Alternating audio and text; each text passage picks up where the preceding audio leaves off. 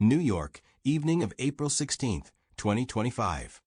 The CBS studio on Broadway glowed with bright spotlights, the scent of freshly brewed coffee mingling with a faint aroma of floor polish.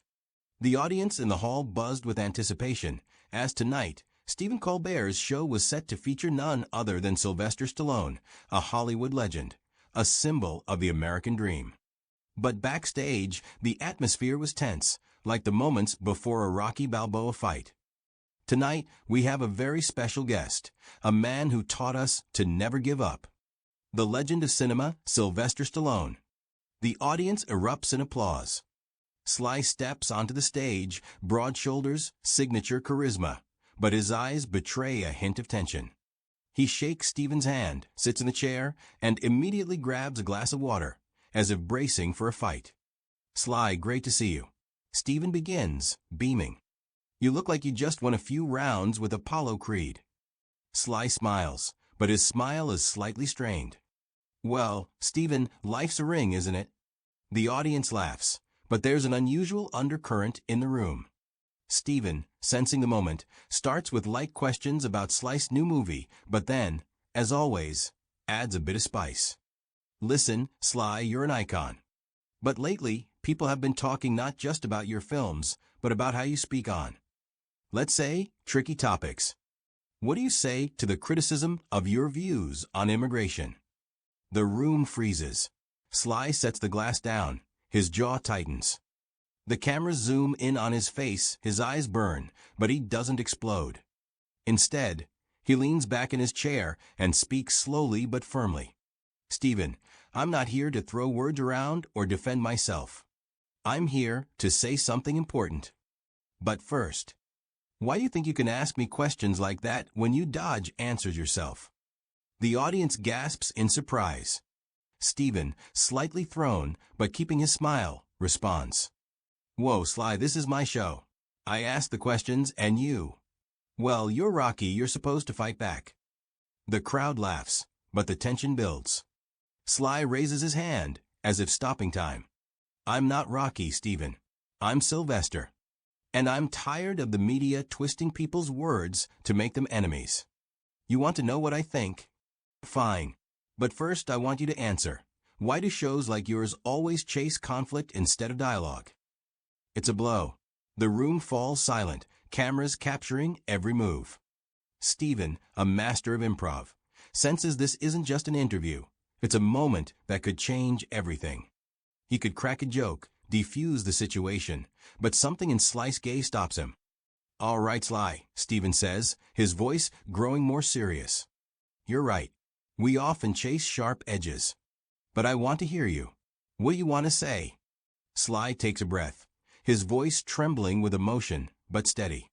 I started a foundation. Not for fame, not for the press. For kids growing up in rough neighborhoods, like I did. But when I said I wanted to help all kids, regardless of their background, I got accused of ignoring racial issues. I'm not ignoring them, Stephen. I just believe every kid deserves a chance. The audience erupts in applause, but Sly raises his hand, asking for silence. But here's what gets me, he continues. Instead of supporting that idea, people on social media and shows like yours start picking my words apart. And you know what? I'm done staying quiet. I want dialogue. Not shouting, not accusations. Real dialogue. Stephen nods, his eyes shining with respect. But then comes an unexpected twist.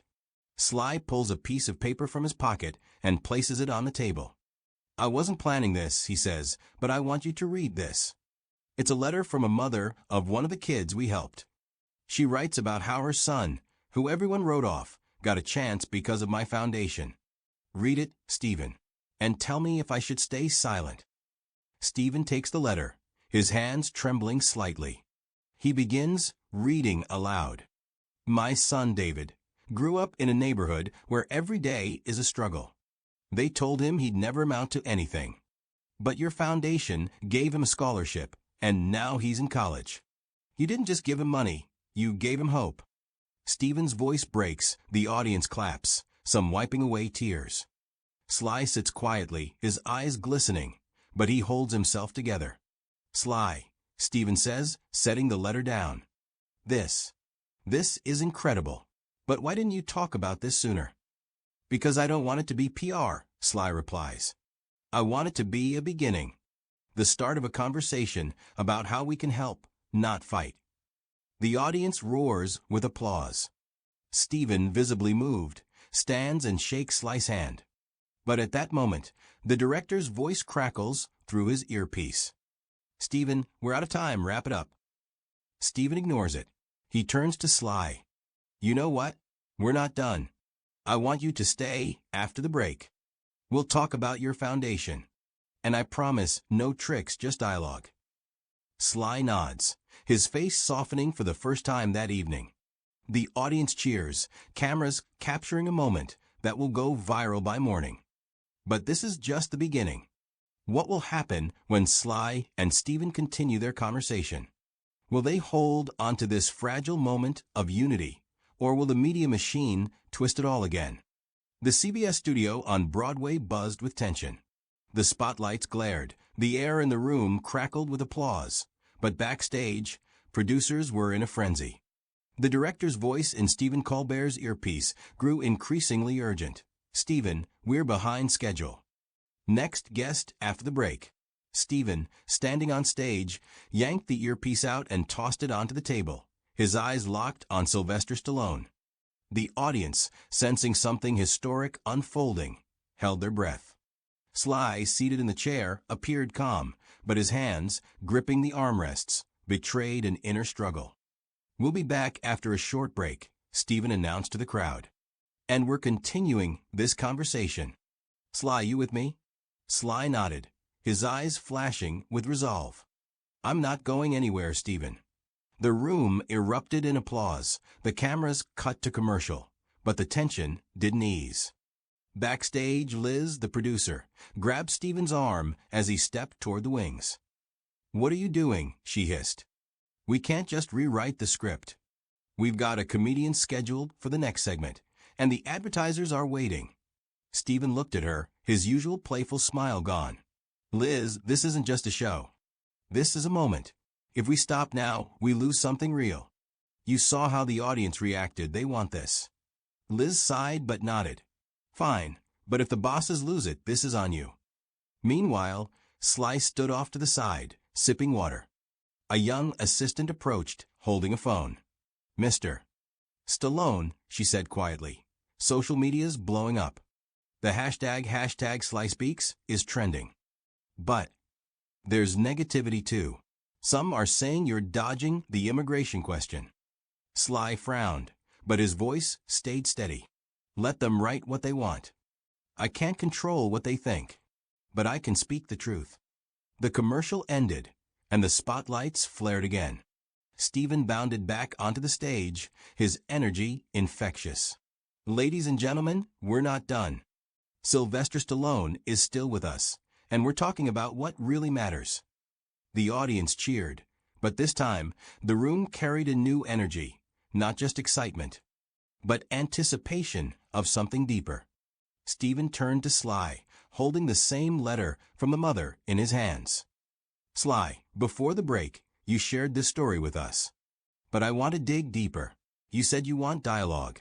What does that look like? How do we, as a society, move from shouting on social media to real conversation? Sly paused for a moment, his gaze drifting across the audience. Then he spoke, his voice low but piercing. You know, Steven, I grew up in a neighborhood where every day was a fight. My parents were immigrants, and I saw them get humiliated. I know what injustice feels like. But I also know that yelling and blaming don't change anyone. Dialogue is when you listen, not just waiting for your turn to talk, but really listening. The room fell silent, hanging on every word. Steven nodded, but decided to add a touch of provocation to keep the audience engaged. That sounds good, Sly. But let's be honest, you know how this world works. People love drama. Social media, news, it's all built on conflict. Do you really believe we can change that? Sly smiled, but this time his smile carried confidence. I'm not naive, Steven. I know how the game works, but I believe people are tired of hate. They want to see something real. And I'm ready to start that right here, right now. At that moment, something no one anticipated happened. A hand rose from the back of the audience. A woman, about 60, with gray hair and a sharp suit, stood up. The cameras swiveled to her instantly. Stephen, surprised, said, "Yes, ma'am, you have a question?" Holding the microphone, the woman spoke clearly, with a hint of emotion. "Mr. Stallone, I'm Mary Green, a teacher from the Bronx. I've heard about your foundation, but I've also read the criticism of your views. My students are children of immigrants, and they feel unheard. How can I tell them your foundation isn't just empty words?" The room froze. This wasn't just a question, it was a challenge. Stephen glanced at Sly, awaiting his response. Sly stood from his chair, his posture calm but resolute. "Mary, thank you for your question," he began. "I can't change what your students feel without hearing them. My foundation isn't about handing out money and looking like a hero. It's about giving kids like yours tools, education, mentors, opportunities. If you'll let me, I want to come to your school. No cameras, no show.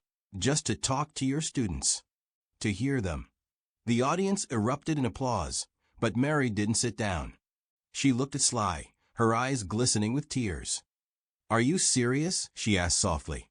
"Mary, I grew up in a place where words mean nothing without action. Give me a chance to prove it." Stephen, visibly moved, seized the moment. "Sly, that's incredible. Mary, are you in?" Mary nodded, wiping away a tear. The audience roared again, but then came another twist. The director's voice crackled back in Stephen's earpiece. "Stephen, we've got a problem. Social media's exploding. Someone posted a clip of the interview, and people are accusing Sly of dodging the immigration issue. We need to address this." Stephen clenched his fists, but kept his composure. He turned to Sly. "Sly, I just got word. Social media's twisting your words, and not everyone's thrilled. What do you want to say to those who think you're avoiding tough questions?" Sly stood, his voice louder but not aggressive. "I'm not avoiding anything.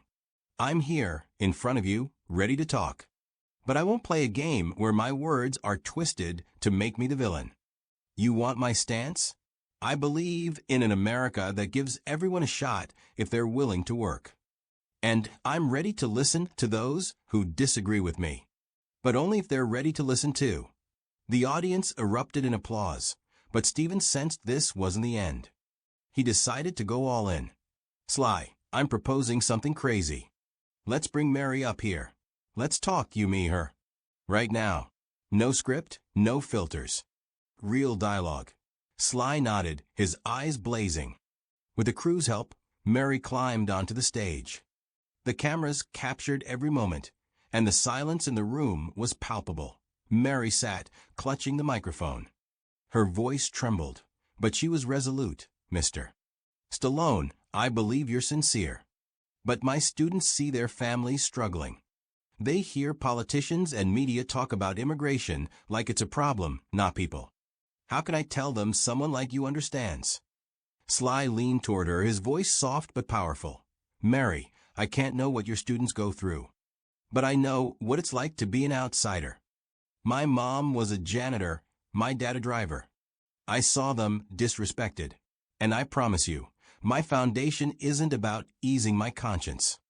It's about giving your students the chance I never had. If I'm wrong, tell me. I'm ready to learn." Mary nodded, her eyes brimming with tears. "I believe you," she said quietly. "But I want you to see them, see their faces." Stephen, unable to hold back his emotions, added, "Sly, Mary, I want this to happen. And I want our show to be part of it. Not for ratings, but because it's right." The audience exploded in applause that didn't fade for minutes. The camera zoomed in on Sly, Mary, and Stephen, three people who, in that moment, embodied hope for something greater than a TV show. When the show ended, social media was ablaze. The hashtag #SlySpeaks became the #1 trend, but opinions were divided. Some called Sly a hero, others accused him of PR. But in the studio, as the cameras shut off, Sly approached Mary and said quietly, Give me your school's address. I'm coming. Mary smiled, squeezing his hand. I'll be waiting. Stephen, standing nearby, watched the exchange. He knew this was just the beginning. Would Sly keep his promise? Could a society fractured by arguments find a path to dialogue? There was no answer, but hope hung in the air, fragile, but real. The CBS studio on Broadway was a cauldron of emotion. The spotlights burned bright, the air thick with the lingering buzz of applause and the faint scent of coffee and polished wood. The audience sat on the edge of their seats, their cheers still echoing from the moment Mary Green, the Bronx schoolteacher, joined Sylvester Stallone and Stephen Colbert on stage. The cameras, though now dimmed for the commercial break, had captured a moment that felt bigger than television, a raw, unscripted plea for dialogue in a world addicted to division. Backstage, chaos reigned. Producer Liz paced furiously, her phone buzzing with messages from network executives.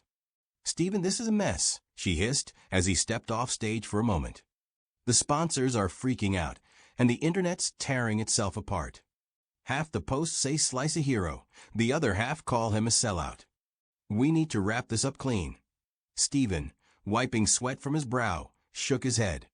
"Liz, this isn't about clean. This is about real. We're not cutting this short." Sly, meanwhile, stood near the stage, speaking quietly with Mary. Her hands trembled slightly, still clutching the microphone, but her eyes were steady. "Mr. Stallone," she said, "I meant what I said. My kids need to see someone like you, not the movie star, but the man who gets it." Sly nodded, his voice low but resolute. "Mary, I'm no saint, but I'm not here to play a role. I'll come to your school. No cameras, no press. Just me." Stephen overheard, his heart racing. He knew the clock was ticking, the show had to end, but this moment couldn't. He made a snap decision. "All right, everyone," he called to the crew. "We're going back on air. One more segment. No script, just us." Liz threw her hands up but didn't argue. The director, exasperated, muttered into his headset, "This better be worth it." The lights flared, and the audience roared as Stephen bounded back to center stage. "Ladies and gentlemen, we're not done yet," he announced, his voice electric. "Sylvester Stallone, Mary Green, they're still here, and we're having a conversation that doesn't stop when the cameras do." Sly and Mary sat side by side, the weight of the moment etched on their faces. Stephen, now fully in his element, leaned forward. "Sly, Mary, you've both laid it all out there. But I want to push this further. Sly, you said you want dialogue. Mary, you said your students feel unheard. Let's talk about what happens next, not just tonight, but tomorrow, next week, next year." Mary spoke first, her voice steady despite the tremor in her hands. "My students. They see the world through their phones. They see people like you, Mr. Stallone, and they think, he's a star, he doesn't get us. But what you said tonight about growing up tough, about your parents being immigrants, that's their story too. If you come to our school, talk to them, listen to them. It could change how they see themselves." Sly leaned toward her, his eyes intense but warm. "Mary, I don't have all the answers. I'm not a politician or a preacher. But I know what it's like to feel like the world's against you. If I can show your kids that someone believes in them, I'll do it. And not just your kids, every kid who's been told they're not enough." The audience erupted, but Stephen raised a hand, sensing the need to ground the moment. "Sly, that's powerful. But let's be real, there are people watching right now, on their couches, on their phones, who'll say, this is just a stunt.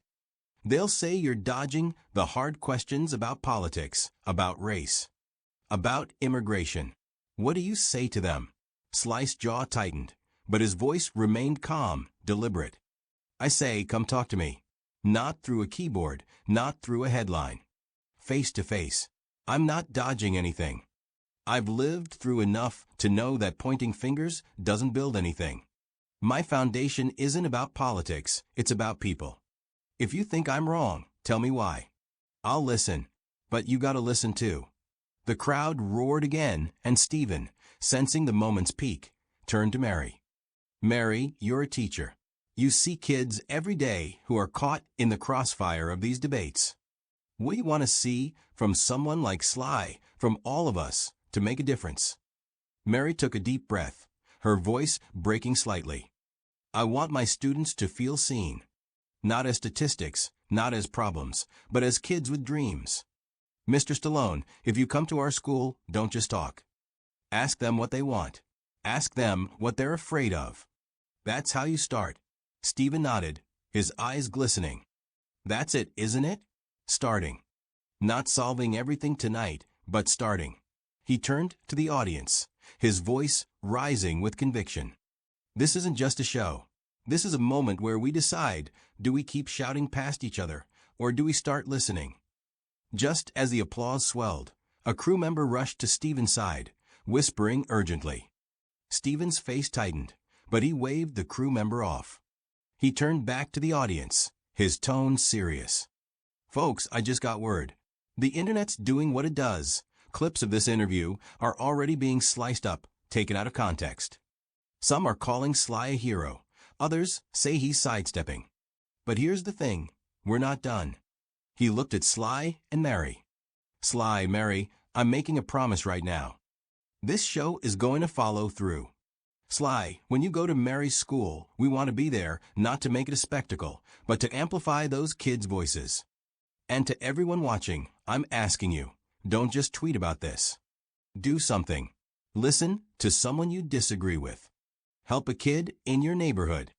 Start where you are. Sly stood, extending his hand to Mary. She took it, her eyes shining with cautious hope. I'll be there, Mary, he said. And I'm bringing my heart, not just my name. Mary smiled, her voice barely above a whisper. That's all we need. Stephen joined them, placing a hand on each of their shoulders. This is how it begins, folks. Not with a fight, but with a conversation. The audience rose to their feet, the applause deafening. The cameras panned across the crowd, men and women, young and old, some crying, others nodding in quiet resolve. The director's voice crackled in Stephen's earpiece, but he ignored it. This wasn't about time slots or ratings anymore today as the show ended. The studio lights dimmed, but the energy lingered. Backstage, Sly and Mary exchanged contact information, their conversation continuing in hushed tones. Stephen, exhausted but exhilarated, watched from a distance. He knew the world outside was already spinning the narrative. Some would call it a triumph, others a publicity stunt. But in that moment, he felt something rare. Hope. The next morning, #SlySpeaks and #ListenFirst trended worldwide. Clips of the interview flooded social media, sparking debates, memes, and surprisingly, stories of people reaching out to neighbors, coworkers, even strangers, to talk, not argue. Sly kept his promise, visiting Mary's school a week later, no cameras in sight.